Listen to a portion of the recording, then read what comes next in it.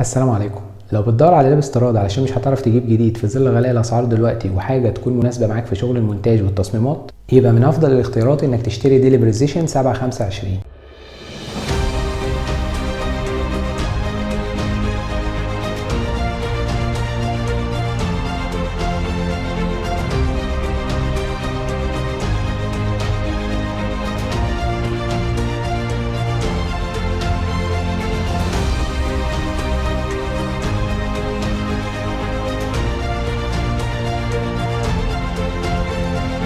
النسخة الموجودة معانا دي ببروسيسور كور اي 7 جيل سادس اتش كيو 8 كور و2.6 جيجا هرتز، والماكس تيربو سبيد 3.6 جيجا هرتز. ونفس موديل اللاب ده هتلاقي منه بروسيسور جيل سابع، وهتلاقي منه بروسيسور زينون وده اعلاهم، وهتلاقي منه كور اي 5 وده اقلهم. في الغالب وانت بتشتري اللاب هتلاقي اللاب جايب رامات 16 جيجا وبتبقى دي دي ار 4، وهتلاقيه في الغالب باس اس دي 512 ساتا 2.5 او ام دوت 2، وطبعا ممكن تلاقيه باس اس دي واتش دي دي حسب المكان اللي انت بتشتريه منه.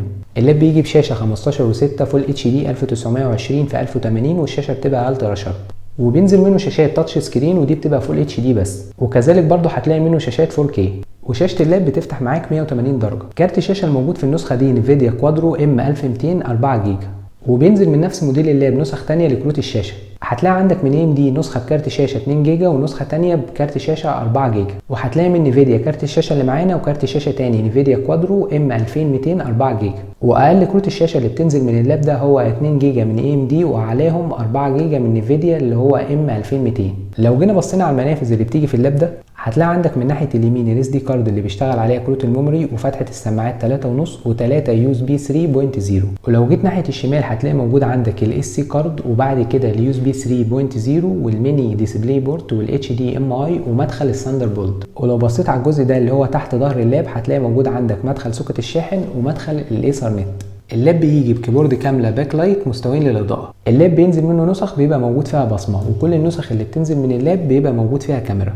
لو هنتكلم عن تصميم اللاب في العموم بيجي بشكل كويس، واللاب قوي متين ويستحمل معاك لو اتخبط منك. كفر الشاشه كامل من الوش والظهر بيجي من البلاستيك، كذلك وش اللاب او الجزء سي بيجي من البلاستيك، وملمس البلاستيك اللي موجود في الجزء ده وكذلك ظهر الشاشه لما تيجي تلمسه تحس انه مصنوع من الجلد. السماعات بتيجي في اللاب في الجزء ده، وصوت السماعات نقي وعالي زي اغلب اللابات الاستيراد. فتحات التهويه اللي موجوده في اللاب ده بيجي في فتحتين تهويه عند الفنتين اللي موجودين في اللاب، وكذلك غطا اللاب مصمم بفتحات صغيره بتساعد على حركه التهويه. في شويه ملاحظات عايز اقول لك عليها، هشيل غطا اللاب واعرفها لك. عندك موجود في اللاب 4 سلوت للرامات، 2 موجودين منهم تحت غطا اللاب لما بتشيله، و2 موجودين تانيين تحت الكيبورد. عندك ده المكان اللي بيركب فيه الاس اس دي ام دوت 2 بيدعم لحد 1 تيرا. خد بالك ان المكان ده ما بيركبش فيه اس اس دي، لان في ناس بتقول لك ان ده بيركب فيه الاس اس دي الام 1 او الام ساتا. المكان ده اللي بيركب فيه الاتش دي دي وبيدعم معاك لحد 2 تيرا، او ممكن تركب عليه اس اس دي ساتا 2.5. المميز في اللاب ده انه يعتبر البطاريه بتاعته بيلت ان علشان بيبقى عليها غطا، وفي نفس الوقت انت تقدر تشيل البطاريه بكل سهوله.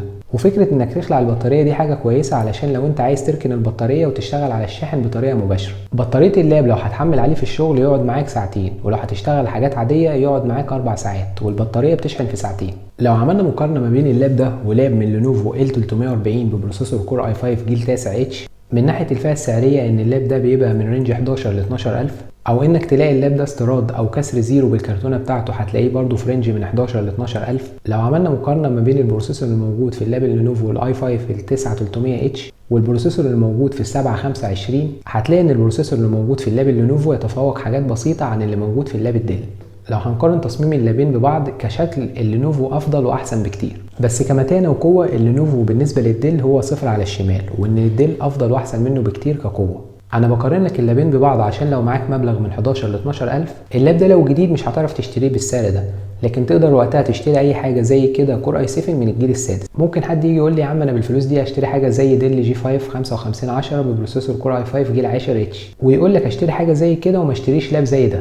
هقول لك ايوه انت ممكن تشتري اللاب اللي هو الديل جي 5 ال 5510 او اي حاجه زي كده، بس الكلام ده من شهرين مش دلوقتي. فلو انت كنت حاطط في دماغك ان سعر من 11 ل 12000 يجيبوا لك لاب مستعمل او كسر زيرو زي الديل جي 5 ال 5510 اللي ببروسيسور كور اي 5، فاحب اقول لك ان الاسعار اتغيرت وما بقاش فيه الكلام ده خالص. علشان كده رشحت لك لاب زي ده. لازم تعرف ان النسخه الديل جي 5 ببروسيسور كور اي 5 جديده النهارده بتكسر ال 18000، ولو هتشتريها مستعمله من رينج 14 ل 15000. وطبعا ممكن تلاقي حد يقول لك يا عم انا اشتري الديل جي 5 مستعمل ب 15000 وما اشتريش اللاب ده ب 12000. دي طبعا حاجه كويسه، لو انت معاك 15000 اشتريه، وانا بنصحك انك تشتريه، بس غيرك ما معهوش وممكن هو بيشتري اللاب يقف معاه على 500 جنيه. وفي النهايه اتمنى الفيديو يكون عجبك، وما تنساش اللايك والسبسكرايب، ولو عندك اي سؤال سيبه في التعليقات.